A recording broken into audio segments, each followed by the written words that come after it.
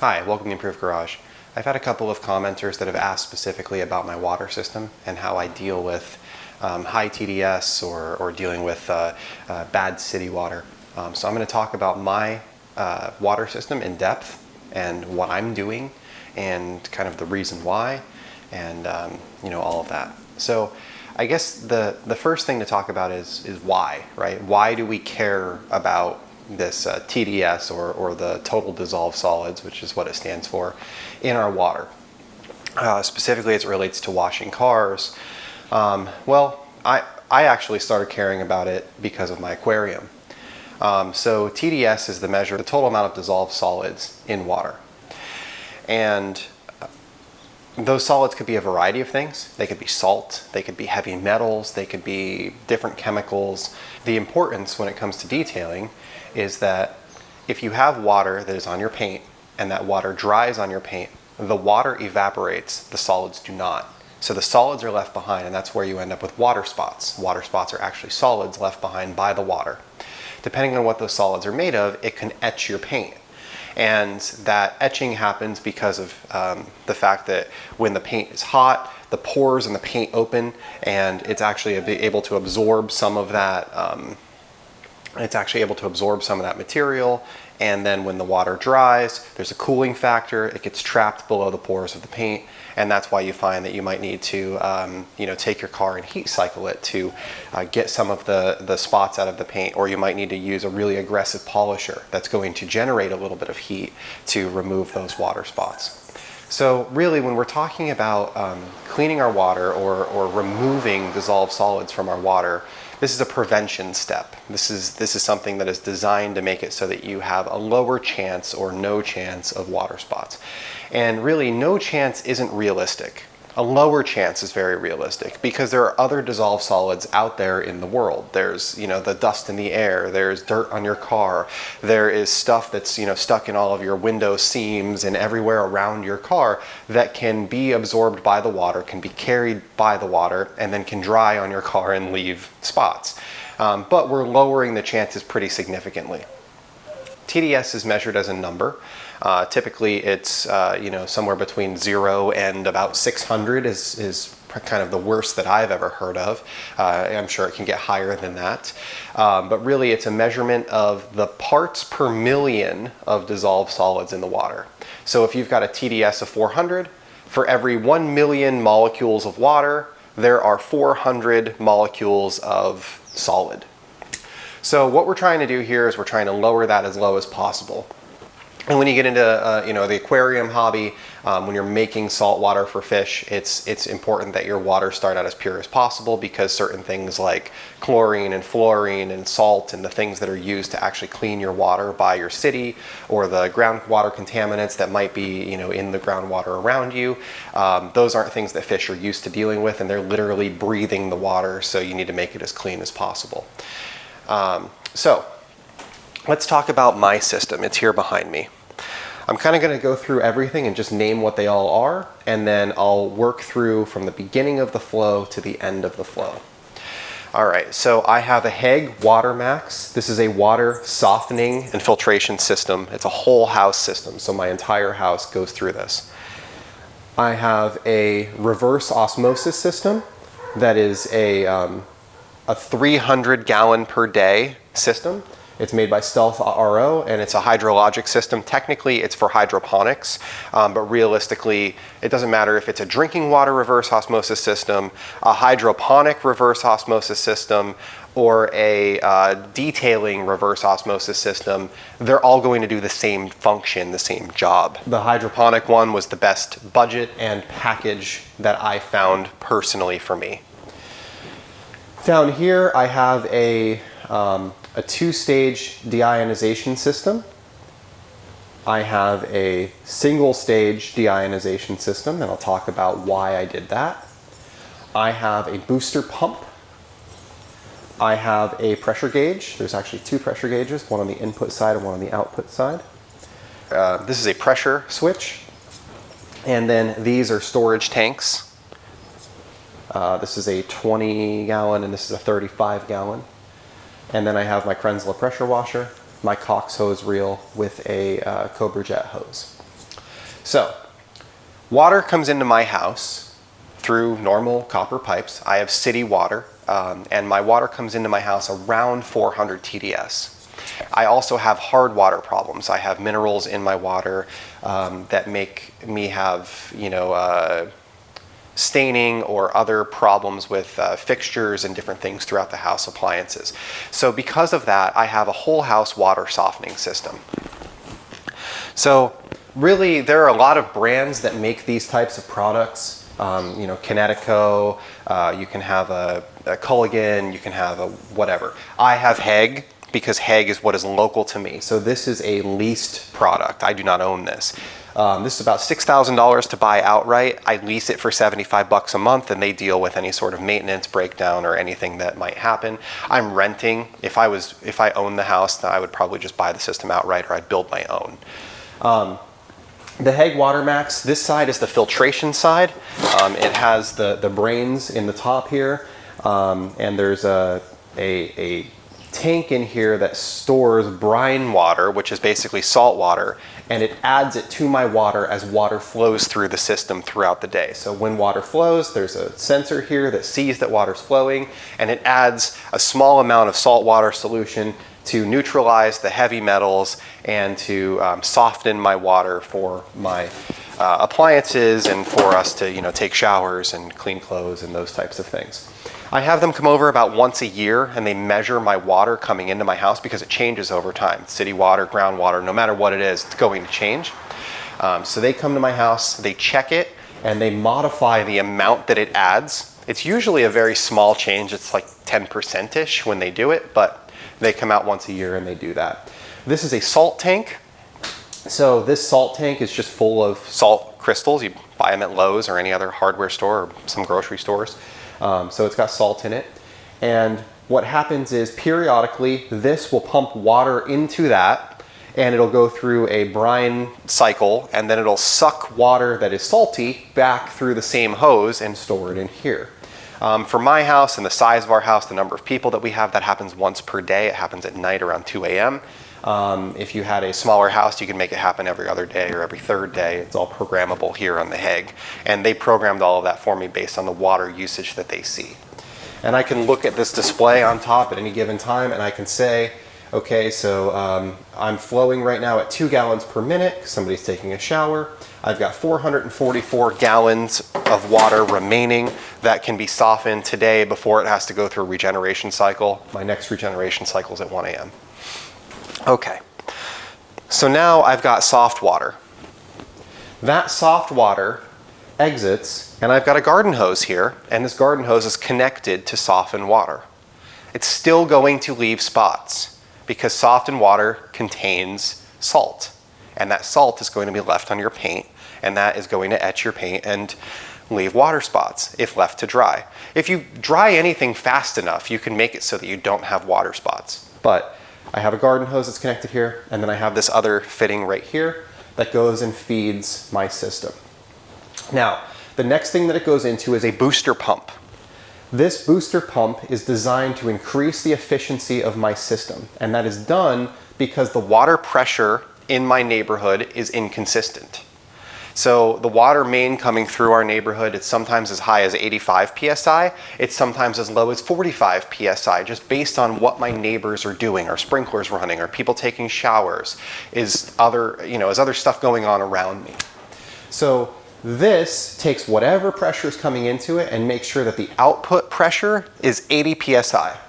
So it pushes out 80 PSI through this, and it's fully adjustable. There's a screw on the top, and you can adjust the output pressure. So that then goes into this reverse osmosis system. So I'm still, around 400 TDS coming into here. So my source water is 400. After softening, it's still somewhere between 350 and 400 because we're just replacing a heavy metal with salt. All right. So this pump is pushing water into this system. This system is most efficient when it's running around 80 PSI. Anything less than that, it's not running at its maximum efficiency and you're wasting more water, and I'll talk about that a little bit. So it goes through first a sediment filter, which is this, and it's just a heavy It's just designed to pick up large sediment. Truthfully, a sediment filter doesn't do much for me here because it's already been filtered by a sediment filter in here. So it's just not helping me out. But it's part of the system, so it's here. Then there's a carbon filter. The carbon filter is designed to remove contaminants, certain types of contaminants that would be found in your water, larger contaminants, and just reduce that down a little bit. It also helps with like taste and smell of water. This is more for when you're drinking water. Out of the carbon filter, I go into a pair of reverse osmosis filters, and these are run in parallel. So water goes into both of them at the same time and comes out of both of them at the same time. So there's a Y at the beginning, there's a Y at the end. So these reverse osmosis filters flow 150 gallons per day each. That is what they're rated for. That is not a realistic number.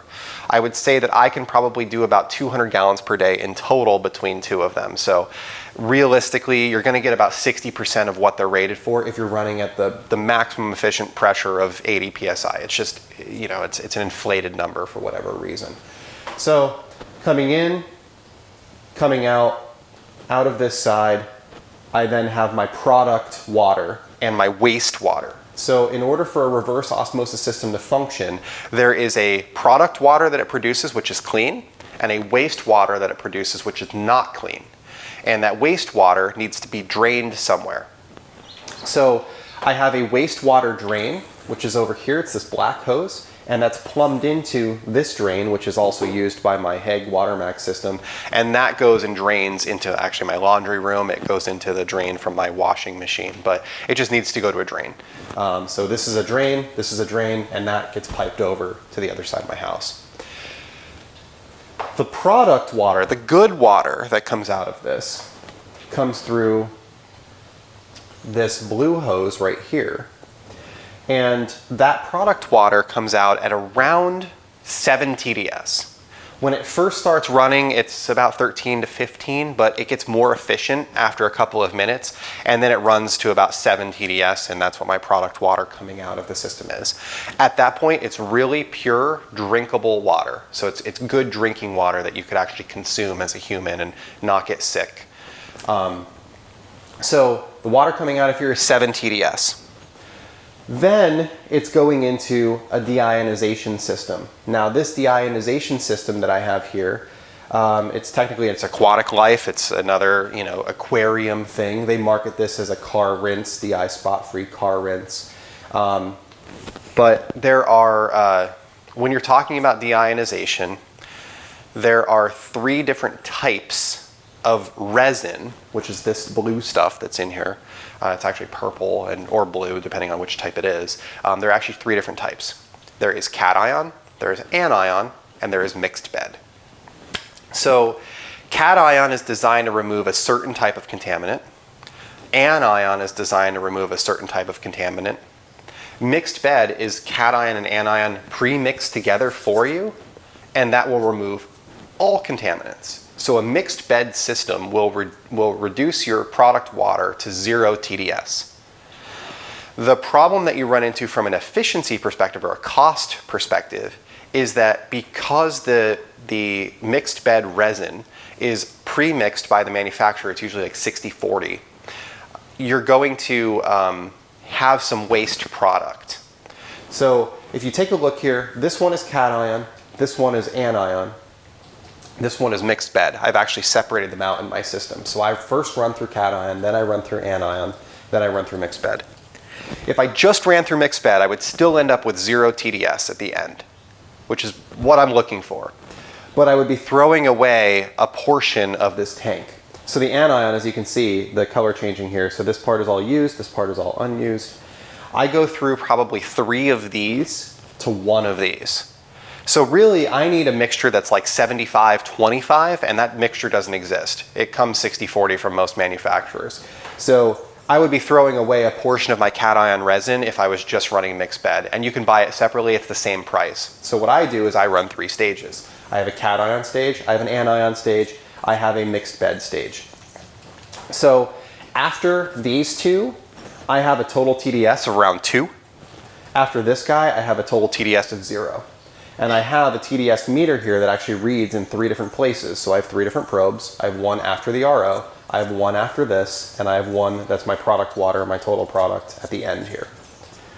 So once I end up with all of my product water, this output is 0 TDS. Now the problem that I run into when I'm talking about a pressure washer is that this pressure washer runs about 1.7 gallons per minute, maybe up to 2 gallons per minute. It's somewhere in that neighborhood, 1.6 to 2. This can only flow about 3/4 of a gallon per minute, so it cannot keep up with this. So what would actually happen if I hook this to that directly, I would have starvation issues on this, and I would end up with not 0 TDS water because this filtration system would not be able to clean the water fast enough for the amount of water that this is drawing through it. So the way that I get around that is I store water. So that's what these 2 blue tanks are. These are technically Xtrol air bladder tanks. They're for use when you have a well at your house. So they're a pressure tank for inside your house to maintain pressure for your water system. And like my parents have one, they have a well, and they have a larger one of these that it's half full of water and half full of air, and the air pressure builds up, so your well like pumps in, this fills up, and then this provides pressure at your house. And you'll notice, like, if your power goes out and your well isn't running, you'll still have a little bit of water before you run out. So I run these with 0 air pressure in them. There's no air in them at all, but there's still a bladder in the top that gets compressed, so it can't be completely filled with water. So in total, I have probably 30 gallons of water in here, maybe 25 gallons in here, and I have about 15 in this. So I'm storing about 40 gallons of water. And what that means for me is my Krenzla can pull from these tanks that 40 gallons of water as fast as it wants to, because this can actually draw out of a tank. It doesn't even need pressure. And this can fill slowly into these tanks. So what actually happens when you're using this system, you use water, this kicks on automatically, it sucks water out of these tanks to feed itself, and this pressure slowly drops. This is my result pressure, so this is the pressure inside the tanks and in this side of the system, we'll say. So you'll see right now it's right around 40 PSI. So that pressure drops. When that pressure gets to about 25 PSI, this pressure switch turns that pump on, and that pump feeds 80 PSI water into the source of my tank to make more water. And it takes 3-4 hours to fill up the tanks, and it shuts off around 45 PSI on this same gauge. So what I find is that with the 40 gallons of water that I store and the speed at which this makes water, I can reasonably wash all 3 cars without having to worry about water. I cannot wash a 4th. I would have to wait. I'd have to wait probably 2 hours to be able to wash another car. So that would be like my Honda Passport, my Mini Cooper, and the wife's Mercedes. I can get through all 3 of those without running out of water. And that's using the same deionized water for rinsing the car, for soaping the car, and for rinsing the car again when I'm done. So based on that, it's a pretty efficient system. I'm using 40 gallons to wash 3 cars, which really isn't bad. From a maintenance perspective, the maintenance is pretty easy. I change the sediment filter and carbon filters out once a year. I change these out when I see my TDS go up on the source unit. I've had to do it once. I've had the system for about 1.5 years. So we'll say it's every, 9 to 12 months, something along those lines. It just depends on how bad your water is for how often you'll have to change that. And I go through the anion. I'm probably changing these twice a month. And the mixed bed and the cation. The cation's probably every other month. The mixed bed, I don't really ever have to change. If these 2 are full, the mixed bed doesn't really get used up. As you can see, it's kind of, it's pretty full. There's a little bit of brown here at the top, but it's rare that I go through a lot of that. Technically, I can do away with the reverse osmosis system and I could just run a deionizer. And that would produce 0 TDS water if I had a deionizer that would flow enough, or I had tanks to store the water. The problem with that for me is, because my source water is 400 TDS, if I ran that through this resin, Right now I'm running water that's about 7 TDS through it. But if I started running water that was 400 TDS through it, I would go through resin approximately 50 times faster than I am right now. And resin is, resin's expensive. It definitely can be expensive. This is mixed bed resin, but they all come in the same package and they all cost the same amount of money. This is about 75 bucks. And this is approximately 6 refills in that canister. So this will fill that canister 6 times. So I probably spend, I don't know, 300 bucks a year on resin, something along those lines, maybe a little bit more, maybe a little bit less. Depends on how often I'm doing water changes in my aquarium and how often I'm washing the cars and some other stuff like that. But when you're talking about like a DI spotless or a CR spotless system, those are really good systems, but they kind of assume that you have good source water coming into your house, and they're using giant tanks with tons of resin, but you're going to end up spending a ton of money on resin if your source water is really bad. So the reverse osmosis system is the only way to get past that and to get you better source water going into your deionization system. But the inherent problem with that is that a reverse osmosis system and a deionization system, they can't flow enough to keep up with a pressure washer. So that's why you end up needing a tank. So last thing we'll talk about is cost. So if you just bought a deionization system like a CR spotless, it's about 400 bucks. And you can run right through that from your garden hose into your pressure washer. It's a nice simple setup and it works fairly well. A lot of people are getting around the cost of resin by just using it for rinsing and not using it for washing as well, which can totally help. You're reducing your water usage by probably, 50%. You use more water on a final rinse than you do on an initial rinse or a soap. If we're talking about the cost of a system like this, so this was about 200 bucks. This is about $100. You only need the booster pump if you don't have consistent water pressure coming into your house. Which I did, so we'll say that's $300 in total. This and this together are probably 125. We'll say we're at 425, TDS meter, different gauges and stuff, 500 bucks. And then the tanks are probably another $400 in total for the pair of them. So, it's $900 worth of equipment that's sitting here. CR spotless is obviously, like I said, about 400 bucks, so it's about $500 more expensive to do something like this. But if I can cut my resin usage down to 1/8 of what it should be using something like a CR spotless, then I think that it can pay for itself pretty easily. I just said that I spend probably $400 a year on resin. Well, if I was spending $3,000 a year on resin, this would pay for itself in 1 year, fairly simply. Obviously there's maintenance. These filters are like 50 bucks a piece, the ones that go in here, and there's 2 of them. And then these filters they're like 50 bucks for a 4-pack. So, there's probably another $200 a year in filter maintenance and other stuff like that. So, there's obviously some cost with that. You could just run mixed bed instead of running cation, anion, and mixed bed, and you could end up with a simpler system. I would probably do 2 mixed bed canisters. I originally had this with 2 mixed bed. These were both mixed bed. That just makes it easier so that you can see when this canister is gone and you get into the color change of this one, now it's time to replace that one. So what I used to do is when this canister was completely gone and this one started to get used up, I would move this one over here and I would put the new canister on this side all the time because this is where your product water is. Now I just run mixed bed in this separate one. And they make a 3-head system. You don't need to have a 2 and a 1. And that's because I added on later that I ended up with that. So that's really about it. From a plumbing perspective, I can talk very briefly about that. This is getting kind of detailed, but 3/4 garden hose fitting to a 3/8 push connector. This is all 3/8 flexible line, pushes into this. This is 3/8 on the input and output side, goes into here, which is 3/8 as well. The entire reverse osmosis system uses quarter for plumbing. So once it comes out of this carbon filter, it's quarter.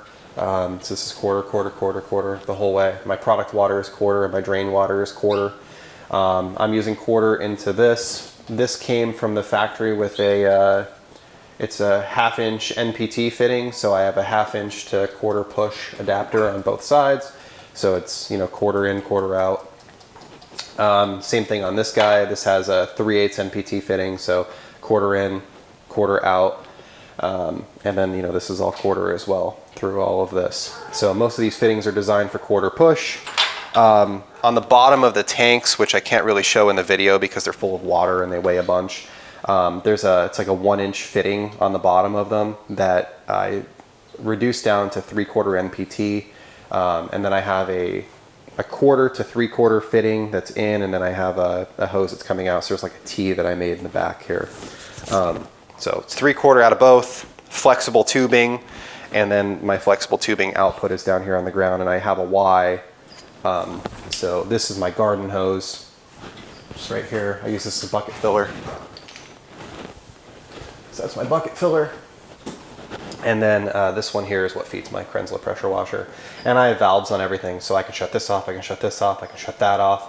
I can shut off, you know, I can shut off this guy. I can shut off my product water, so my tanks to my system. If I need to change one of the resin cartridges, I can shut that off, and then I can drain the system out. This is a drain that I've added. And you hear there's the pump that kicked on automatically. It's running at 85 PSI, and it's going to build pressure and build pressure and build pressure and build pressure until it gets up to where it shuts off, which is around 45.